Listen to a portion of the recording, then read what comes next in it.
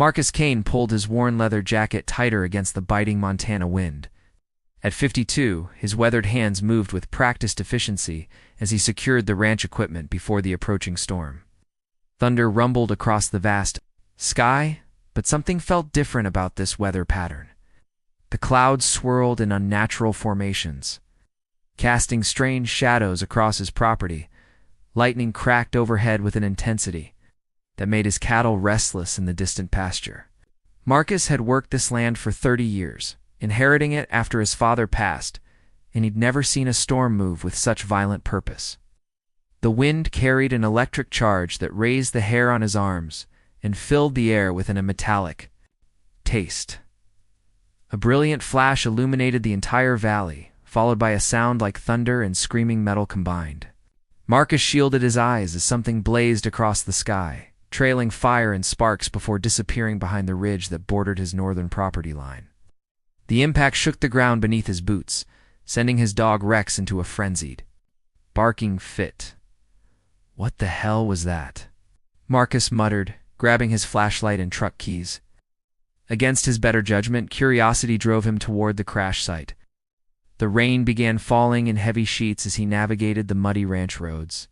His headlights cutting through the darkness behind the ridge, an eerie blue glow pulsed through the trees. Marcus parked and approached on foot, his flashlight beam revealing a path of destroyed vegetation leading to a crater 20 feet across. Steam rose from the scarred earth, despite the cold rain. At the crater's center lay twisted metal that resembled no aircraft he'd ever seen. Movement caught his eye. A figure stirred among the wreckage, and Marcus's breath caught in his throat. The woman was unlike anyone he'd encountered.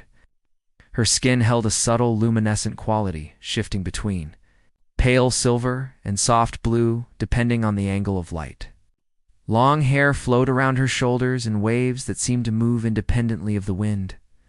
She wore a form-fitting suit that looked like liquid mercury had been shaped into clothing. When she tried to stand, her legs buckled and she collapsed. With a pained cry that sounded unmistakably human despite her otherworldly appearance, Marcus found himself moving forward without conscious thought. "Easy there," he called softly, the way he'd approach a wounded animal. "I'm not going to hurt you." The woman's head turned toward his voice, revealing eyes the color of deep forest emeralds. Intelligence and fear warred in her gaze as she tried to communicate in a musical language he couldn't understand. When she pressed something on her wrist, her next words emerged in accented but clear English.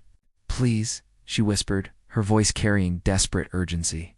"They follow close behind. Must hide before they arrive." Marcus knelt beside her, noting the silver blood seeping from a gash across her shoulder. Every instinct screamed that he should call the authorities, but something in her pleading expression stopped him. She looked so vulnerable despite her alien nature, and he'd always been a sucker for helping those in need. "My name's Marcus," he said gently. "Yours, Zara," she replied, wincing as she tried to move. "Yes. Zara Veltar of the Distant Stars. My ship is destroyed. Without shelter, they will find me." Marcus made his decision. "Then we better get you somewhere safe." Dawn broke over the Montana landscape as Zara stirred in the guest bedroom of Marcus's ranch house.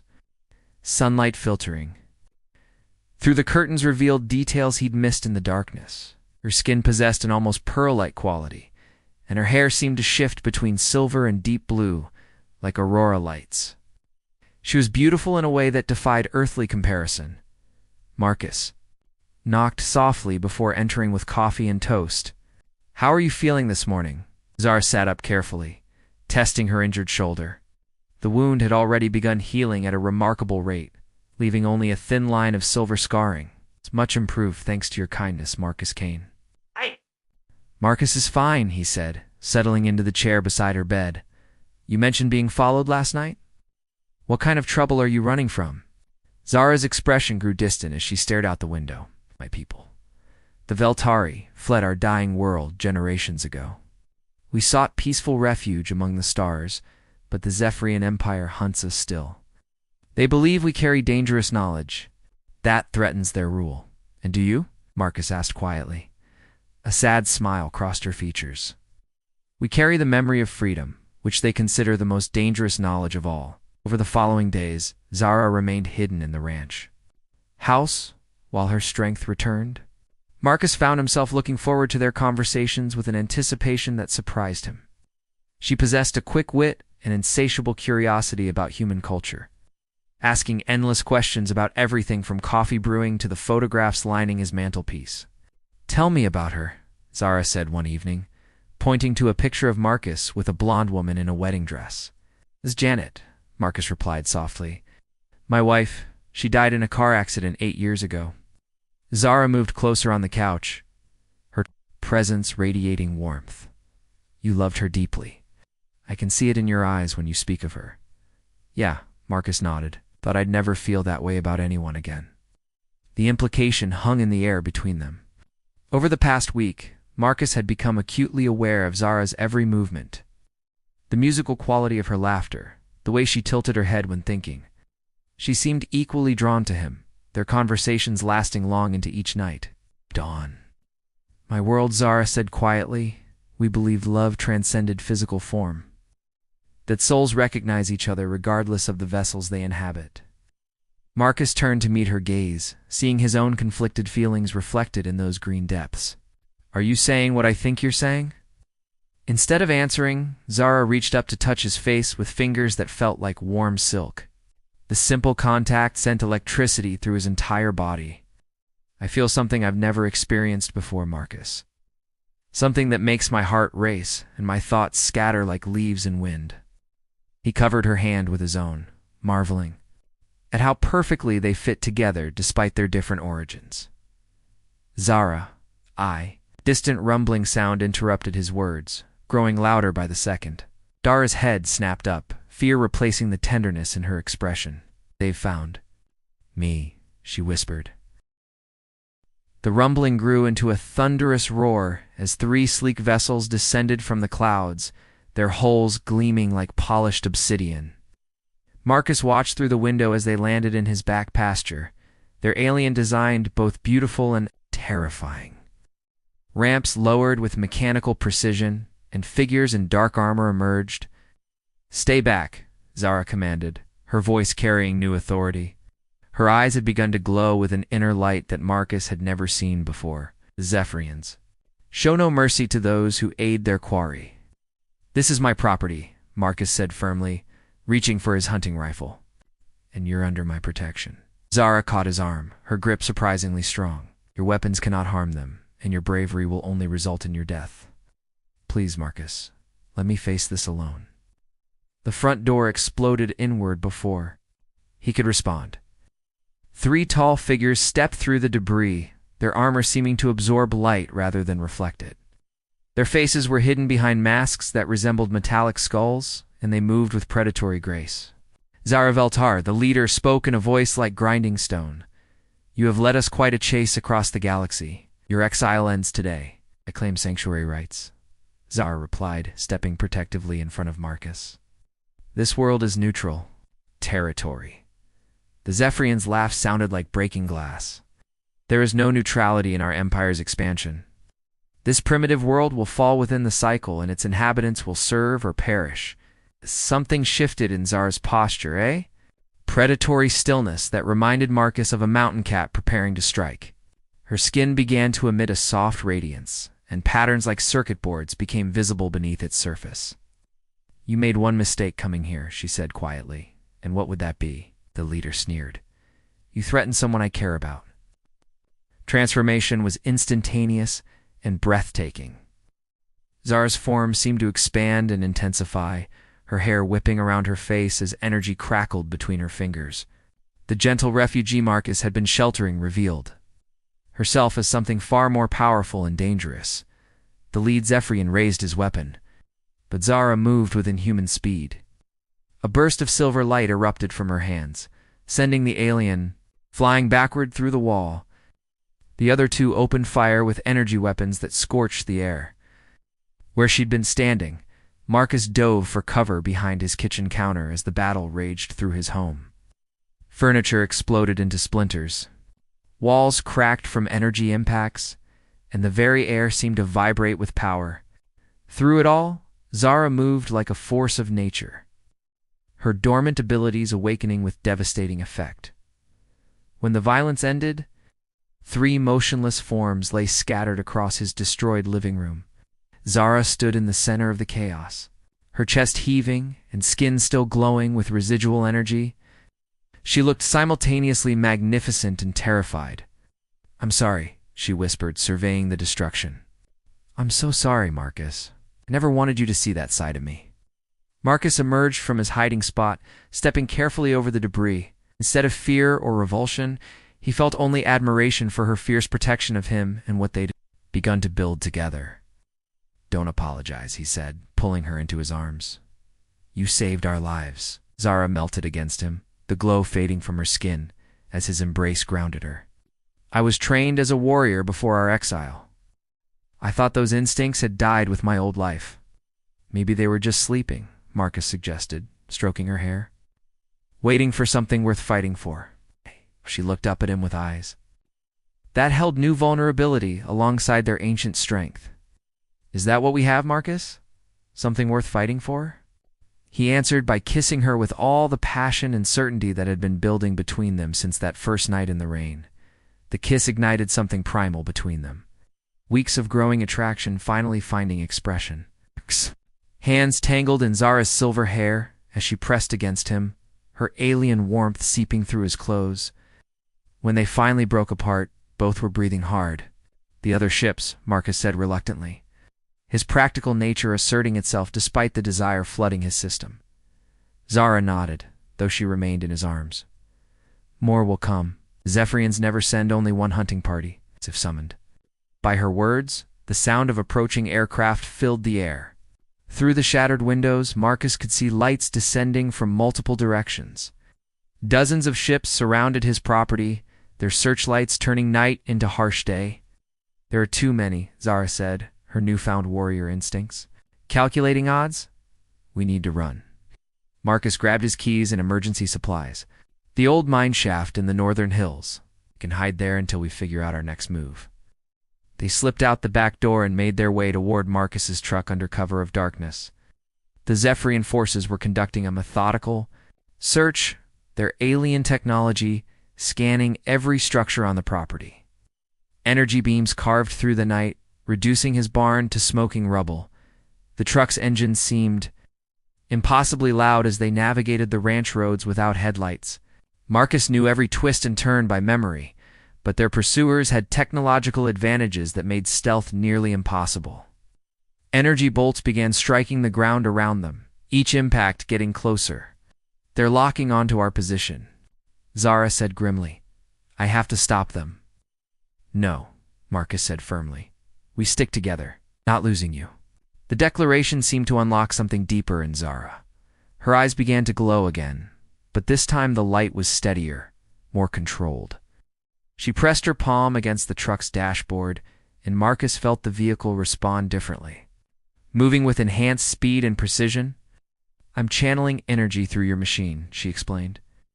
"It won't last long, but it should get us to safety." The enhanced truck bounded over terrain that should have been impossible to navigate, leaving their pursuers behind. They reached the mine shaft as dawn painted the eastern sky in shades of rose and gold. The abandoned site provided perfect cover.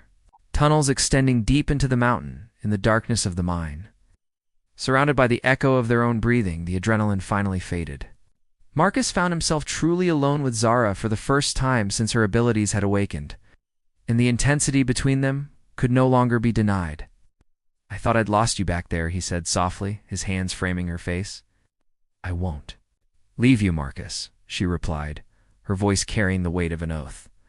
"Whatever happens, we face it together." This time when they kissed, there was no hesitation, no holding back.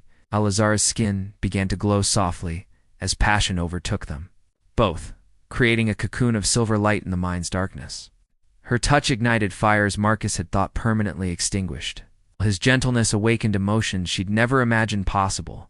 They made love with desperate urgency, knowing their time might be limited but determined to claim whatever happiness they could steal from an uncertain future.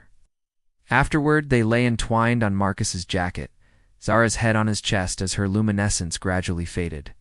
"I love you," Marcus whispered into her hair, the words feeling both foreign and inevitable after years of solitude.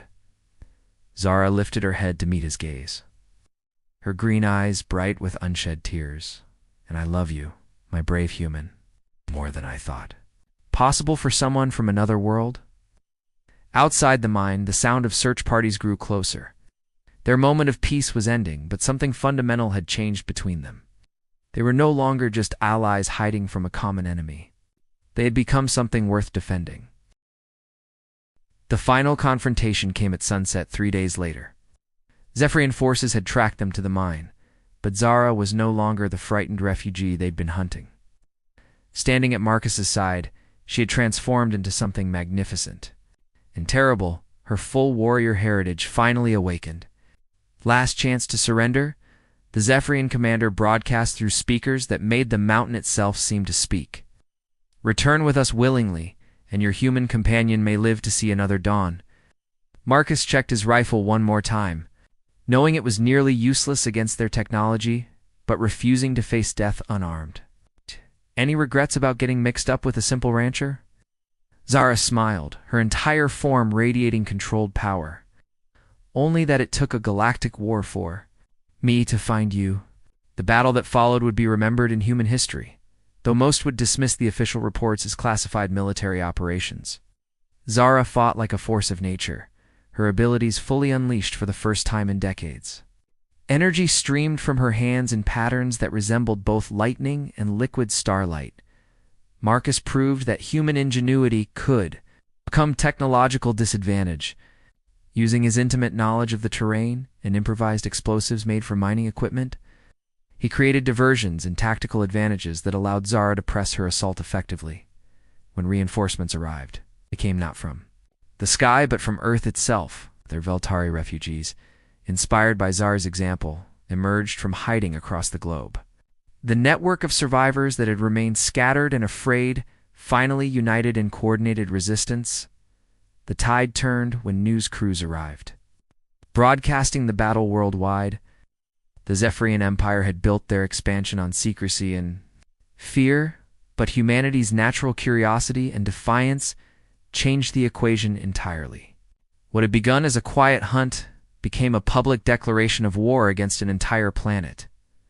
Faced with a unified Earth and awakened Veltari refugees, the Zephyrian forces withdrew to regroup.